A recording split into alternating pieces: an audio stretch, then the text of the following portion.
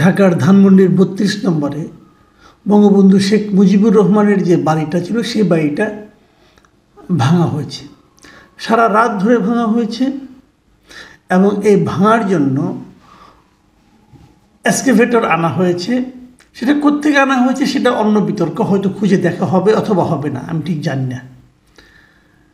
মানে মোটামুটি এক ধরনের আপনার প্রস্তুতি নিয়ে, বড় ধরনের প্রস্তুতি নিয়ে একটা বাড়ি, এক রাতের মধ্যে একটা বাড়ি ভেঙে ফেলা, এটা কিন্তু সহজ কথা না। ভেঙে ফেলা হয়েছে, আগুন দেওয়া হয়েছে। এবং এই ঘটনা কেন ঘটেছে সেটা নিয়ে এরই মধ্যে বিস্তর আলোচনা হয়েছে।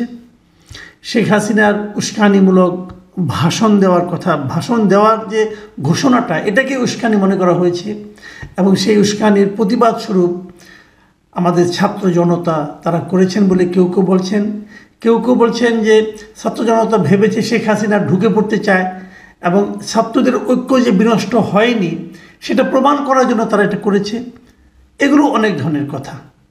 তো আমি আসলে অপেক্ষা করছিলাম পুরো বৃহস্পতিবার দিন যেটা নিয়ে, সেটা হলো যে এই ঘটনার প্রেক্ষিতে আমাদের পলিটিক্যাল পার্টিগুলো কী রিয়াকশন দেখায় এবং এই ঘটনার কারণে সরকারের পক্ষ থেকে কী রিয়াকশন আসে।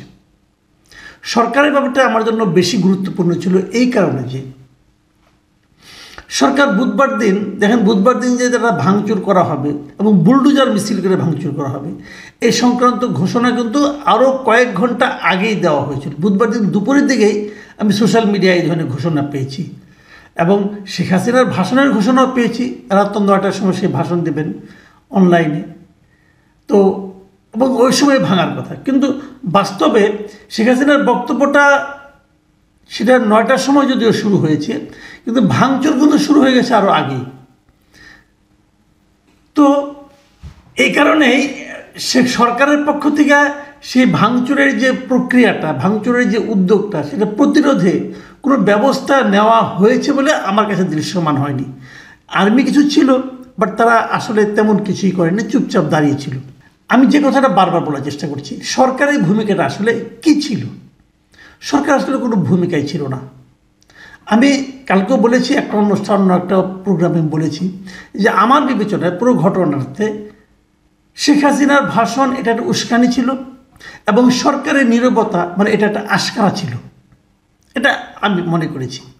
এবং সরকার যে আসলে আশকারা দিয়েছে তার প্রমাণ আমরা পেলাম বৃহস্পতিবার দিন দুপুরের পর। মানে বৃহস্পতিবার দিন দুপুরের পর সরকারের পক্ষ থেকে একটা বিবৃতি দেওয়া হয়েছে। সেই বিবৃতিতে বলা হয়েছে অনেক কথা। সেই বিবৃতিটা যদি আপনারা পড়েন তাহলে দেখবেন, আমি একটু পড়ি তারপরে আমি ব্যাখ্যাটা করি। এবং সেই বিবৃতিতে যদিও এই ঘটনাটাকে তারা অনভিপ্রেত ও অনাকাঙ্ক্ষিত বলে উল্লেখ করেছে, কিন্তু অনভিপ্রেত ও অনাকাঙ্ক্ষিত। অনাকাঙ্ক্ষিত মানে তাহলে কী অনাকাঙ্ক্ষিত? মানে এই ওনারা কি নিন্দা করলেন? নিন্দা কিনা সেটা বোঝা যায়নি। তো ওনারা কি বলেছেন সেটা আমি একটা কথা একটু জায়গায় বলতে চাই। সেটা হলো বলেছেন, ওনারা মূলত বলতে চেয়েছেন যে শেখ হাসিনাই রাতে যে ভাষণটা দিয়েছে, যে ঘটনাটা ঘটেছে, এটা শেখ হাসিনার বক্তব্যকে কেন্দ্র করে, বক্তব্যকে ঘিরেই এই ভাঙচুরটা হয়েছে। শেখ হাসিনা দুটো কাজ করেছেন। একটা হলো যে যারা নাকি জুলাই অগাস্টে যে গণ অভ্যুত্থান, এখানে যারা নাকি আত্মদান করেছেন তাদেরকে উনি অপমান করেছেন এবং এই গণ অভ্যুত্থানকে অবজ্ঞা ও অশ্রদ্ধা করেছেন। আর আরেকটা কাজ তিনি করেছেন, হুমকি ধামকি দিয়েছেন যে উনি প্রতিশোধ দিবেন। এই জন্য এই ঘটনাটা ঘটেছে।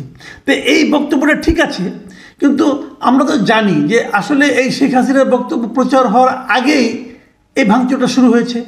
বিবৃতিতে বলা হয়েছে যে মানুষের মনে জুলাই গণহত্যা নিয়ে যে ক্ষত রয়েছে, সেই ক্ষততে শেখ হাসিনা একের পর এক আঘাত করে চলেছেন। তার এই সহিংস আচরণের প্রতিক্রিয়া হিসাবে ৩২ নম্বরের বাড়ি ভাঙচুরের ঘটনা ঘটেছে। মানে ৩২ নম্বরের বাড়িতে ভাঙচুরের ঘটনা ঘটেছে, আগুন দেওয়া হয়েছে, এটা জাস্টিফাই করেছেন সরকার তার বিবৃতির মাধ্যমে। তবে তিনি আবার শেষ দিকে বলেছেন, সরকারের পক্ষ থেকে বলা হয়েছে যে অন্তর্বর্তী সরকার দেশ ও জনগণের জানমালের রক্ষায় সর্বোচ্চ সতর্ক আছে। আইন শৃঙ্খলা রক্ষাকারী বাহিনী সর্বাত্মকভাবে পরিস্থিতি নিয়ন্ত্রণে আনার যথাযথ চেষ্টা করছে। এই দুটো বাক্য আমার কাছে আসলে খুবই অর্থহীন মনে হয়েছে। অর্থহীন এই কারণে তার সর্বোচ্চ সতর্ক কিভাবে থাকলো, জানমাল রক্ষায় সর্বোচ্চ সতর্ক কীভাবে থাকলো?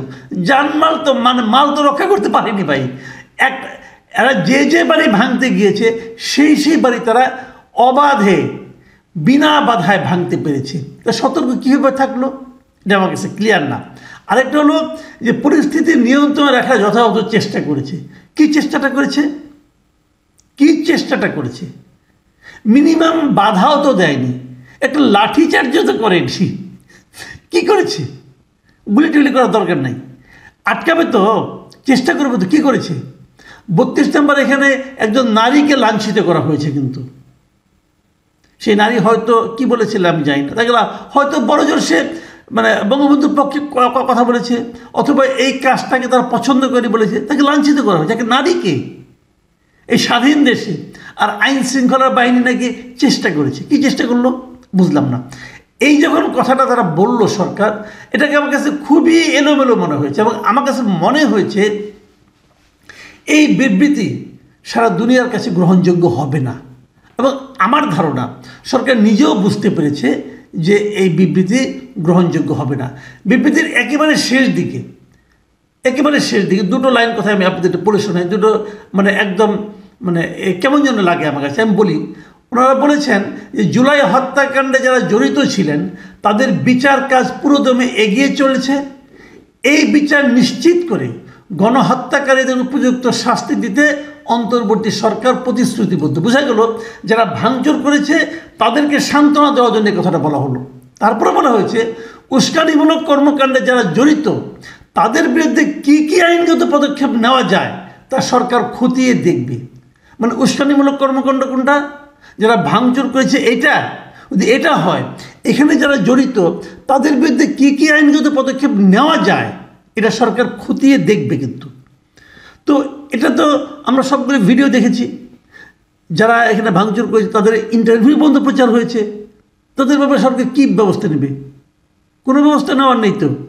তাহলে এই কথাগুলি বলা হয় কেন? অর্থহীন কথাবার্তা। এইটুক কথা বলে আবার আজকে রাতে, গভীর রাতে, আমার হিসাবে রাত 1টার পরে, আপনার বৃহস্পতিবার দিবাগত রাত 1টার পরে এই প্রধান উপদেষ্টার কার্যালয় থেকে আরেকটা বিবৃতি এসেছে, এবং সেটা প্রধান উপদেষ্টা ভেরিফাইড ফেসবুক পেজে এই বিবৃতিটা দেওয়া হয়েছে। সেখানে কি বলা হয়েছে শুনুন আপনারা, একদম বিপরীতভাবে কথাবার্তা। কিন্তু সেখানে বলেছেন অন্তর্বর্তী সরকার গভীর উদ্বেগের সঙ্গে লক্ষ্য করছে যে কতিপয় ব্যক্তি ও গোষ্ঠী সারা দেশে বিভিন্ন প্রতিষ্ঠান ও স্থাপনায় ভাঙচুর ও অগ্নিসংযোগের চেষ্টা করছে। সরকার এ ধরনের কর্মকাণ্ড শক্তভাবে প্রতিহত করবে। করবে কি? কাজ তো হয়ে গেছে। আর কতিপয় ব্যক্তি এবং গোষ্ঠী, তার মানে কি, যারা ভাঙচুর করছে তাদেরকে আপনারা চেনেন না। তারা কতিপয় আরে ভাই, ঢাকা ইউনিভার্সিটির এই নাগরিক কমিটির একজন সদস্য, সে তো তার ছবি দিয়ে আহ্বান জানিয়েছে। তো তার ব্যাপারে আপনি কী ব্যবস্থা নিতে পারবেন? কিচ্ছু তো পারবেন না।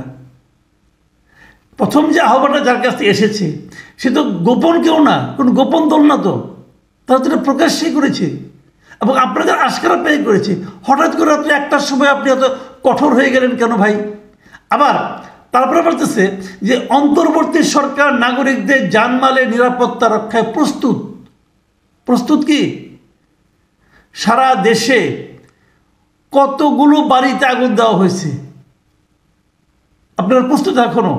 তারপরে বলতেছেন যে কোনো ধরনের উস্কানিমূলক কর্মকাণ্ডের মাধ্যমে দেশকে অস্থিতিশীল করার চেষ্টা করা হলে দায়ী ব্যক্তি ও গোষ্ঠীর বিরুদ্ধে আইন শৃঙ্খলা বাহিনী তাৎক্ষণিকভাবে কঠোর ব্যবস্থা নেবে এবং দোষীদের বিচারের মুখোমুখি দাঁড় করাবে।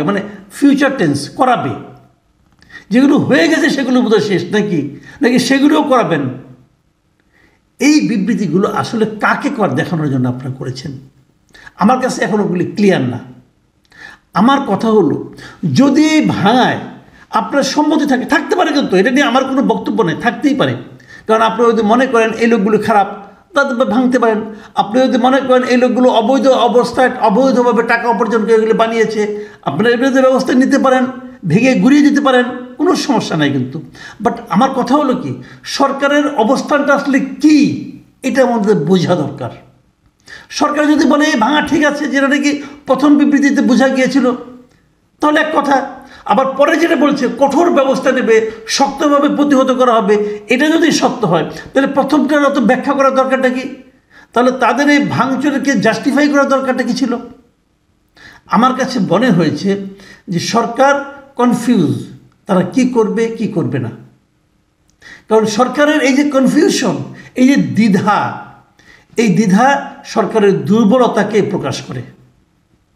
আমার স্পষ্ট কথা যে আমরা একটা শক্তিশালী সরকার দেখতে চাই, আমরা একটা আইন দ্বারা পরিচালিত হচ্ছে এমন একটা সরকার দেখতে চাই, আমরা এমন একটা সরকার দেখতে চাই তারা যা বলে তারা তা করে।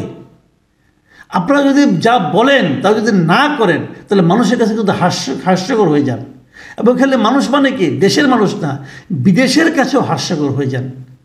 এবং আমার ধারণা এরই মধ্যে সেটা শুরু হয়েছে। আমি এই ঘটনা ঘটার পর বৃহস্পতিবার সারাদিন দেশের সারা দুনিয়ার অনেকগুলো মিডিয়াকে আমি দেখার চেষ্টা করেছি। আমি পৃথিবীর কোনো মিডিয়া একটা পাইনি যারা এই ঘটনাকে, এই ভাঙচুরের ঘটনাকে, অগ্নিসংযোগের ঘটনাকে প্রশংসা করেছে মিনিমাম। আপনারা এখানে বিদেশিরা তারপর কিভাবে দেখবে ঘটনাকে? এই সরকারকে কি দুর্বল সরকার ভাববে?